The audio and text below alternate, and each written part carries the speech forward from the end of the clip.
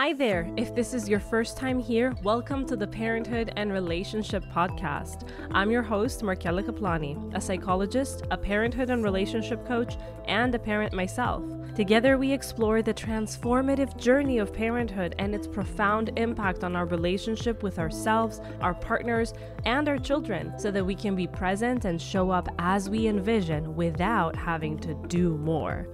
Let's get into today's episode. Hello, welcome back to our series Cultivating Compassion in Parenthood, nurturing ourselves, our partners, and our children. Today, we're going to talk about modeling compassionate behavior for our children. In our previous episodes, we explored the basics of compassion, the importance of self-compassion, and how to foster compassionate communication with our partners. Now, it's time to focus on how we can teach our children to be compassionate by setting a positive example. So let's settle in, get comfortable, have a cup of coffee, and have a heartfelt conversation about this so very important topic. I want to start by sharing a personal story, something that made my heart melt. We're walking down the street with our son, and there's a man walking the other way. He's walking his dog, and he's looking very caught up in his thoughts. And my son, he was 4 at the time, stops him in his tracks. And I think the guy thought that he probably just wanted to pet the dog, but he turns to him and he says, "Sir, why are you so sad?" And you can understand that both my husband and I felt kind of awkward, like, oh my God, he's calling him out. And while it was true, the man was really sad. He probably just wanted to be left alone in his thoughts at that moment. He didn't need anyone calling him out. But it was beautiful to see how this made the man smile. It made him feel acknowledged. It was such a compassionate thing to do. And he turns to him and he says, "You know, son, you're right. I am very sad. But you just gifted me a smile." And so that was such a beautiful interaction and such a reminder of how powerful our actions are in teaching our children compassion when they watch us do similar things. So let's start by talking about why modeling compassion matters. Children learn by observing the behavior of adults around them. When they see us acting with kindness and empathy, they learn to do the same. It's not the kind of lesson that we tell them what to do, but they really do see it in us. Modeling compassionate behavior helps children develop empathy, understand the importance of helping others, and build strong, positive relationships. There are countless opportunities in our daily lives to model compassionate behavior for our children. If you're looking for examples, here's one. Part of being compassionate, a big part of it really, is kindness. And so we can show kindness with our everyday actions, whether it's holding the door open for someone, offering a helping hand, or simply smiling at a stranger. These small acts of kindness can make a big impact. There are a lot of times where my son would ask me in the past, "How come you spoke to this person? Do you know them? Are they your friend? I don't think you know them." And I would explain to him that you don't need to know someone in order to say hello and to smile and to say good morning. And that it's beautiful and that it makes their day and it makes my day too to see them smile. There are times that he's seen me help another child out, and while he got very jealous, especially being an only child, he asked me how come I did it. And I explained that it's a beautiful thing for both the other person, but also for us. It makes us feel good. It fills us up with love to be able to be there for someone in their time of need. Whatever that need may be, it may be something that is not significant, that nothing bad would happen if we weren't there, but that it's a beautiful act of kindness that stays with the other person and with us. It fills us as well. Then another way is to show empathy in daily interactions. In a similar light, when someone is upset or they're struggling and our children see us showing empathy, listening to them, validating their feelings, offering support, they see how we respond to others with care and understanding. And this has an impact on their psyche. They see how we respond to them with understanding as well. And they can learn from that. They can mimic that. What is more, when conflicts arise, when we handle them with grace and with compassion, we show our children that it's possible to resolve disagreements without anger or blame. We teach them how to manage their own conflicts in a healthy way. And all of this applies in our interactions with them as well. when we're able to look at them with kindness and help them out, even when they haven't asked, when we are able to empathize with them, because, we are human. We're not going to always be able to do the gentle parenting thing or have that conversation or not snap. But when we are able to empathize and to listen and to validate their feelings, when we're able to take a time where maybe there's tension between our child and ourselves, and we turn that conflict into an opportunity to talk about forgiveness and about understanding, this is where we exemplify how things could go either way and how positive and beautiful and comforting it is when we offer compassion. So in addition to modeling compassionate behavior, there are also many ways to actively encourage compassion in our children. And the one of them is what I alluded to just now. It's to talk about our feelings. We can encourage our children to talk about their feelings and the feelings of others. And this can happen through questions like, how do you think your friend felt when that happened? This helps them develop empathy and understand the impact of their actions. We can also definitely praise compassionate actions. That's something that we definitely did when he had that interaction with that man. When we got in the car, we told him how nice and beautiful and kind it was of him to notice that man and to hear him out. We reflected back to our son to make sure that he understood the impact that he had on him. We told him, did you realize that you made him smile? When you see your child acting with compassion, it's important that you do this kind of reflection, that you praise them, you reward them, you let them know that you noticed and you appreciated that act of kindness. And this, of course, reinforces the behavior and it encourages them to continue being compassionate. We can also definitely read books about kindness and compassion and showing up and emotions. So reading on these kinds of themes of empathy can help children understand and embrace these values, discuss the stories, and talk about the characters that showed compassion. But besides reading about it, it's also important that when the book finishes, you discuss the story and you talk about the characters, those who showed compassion, those who needed a compassionate approach, why they may have needed a compassionate approach.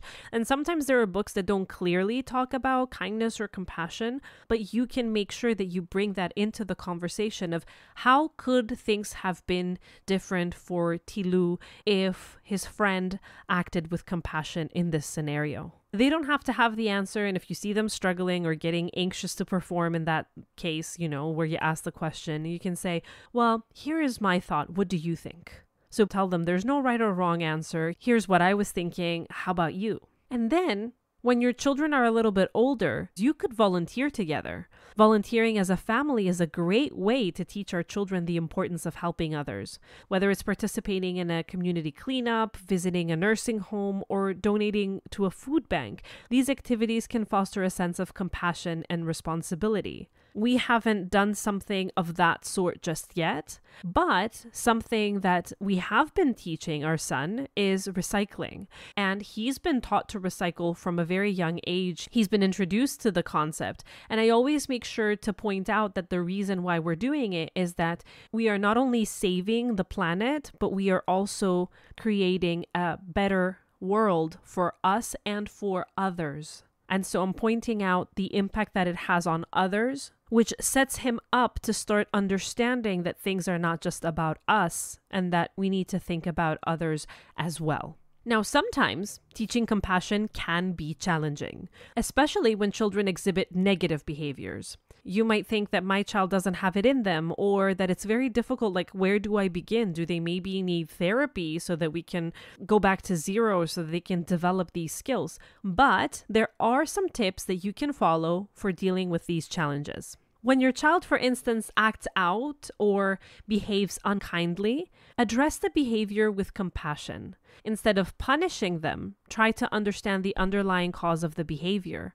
Talk to them about how their actions affected the other person or others, and help them find ways to make amends. You might or might not get a positive response. You might or might not get a neutral response. If you find that you get a negative response to this, just the fact that you yourself acted with compassion, the fact that you are not punishing them, that is also received. We don't always need to have a deep conversation about this with our children. And sometimes they're not ready. We need to assess that. And we need to be able to see. Because if we push them into the conversation as well, that's not going to have an effect. If we feel like in order to grow compassionate children, we need to have conversations and we need to push it upon them so that we can make sure that we leave the conversation and they've understood, then we might be doing more harm than good in trying to instill compassion in our children. It might start to become that thing I have to do in order to be accepted and loved.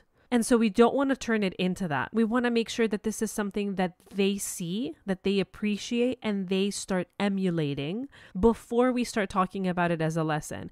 And this is why before the suggestion about the books and the discussion about the books is a way to go, because the books and the fictional characters in the books provide a nice opportunity to talk about this without making it about them and about their actions and what we expect of them. Now, of course, there is the realization and there is the underlying statement where they understand our children are intelligent, way more intelligent than we give them credit for. That, of course, like this is something that I value as your parent, and you understand that I would value it if you did it as well, but it's not so direct. And it's less likely to create that association that if you don't do this, I don't accept you, which would then very easily lead to the exact opposite result, them pushing back. So you have those children that will do their best to just follow along and be the good kid and will suppress their feelings and will not deal with anger, which is also not what we want. In order to be truly compassionate, we need to understand feelings. We need to listen to ourselves first, right? We need to be able to accept and validate our emotions and then look at things from a compassionate approach.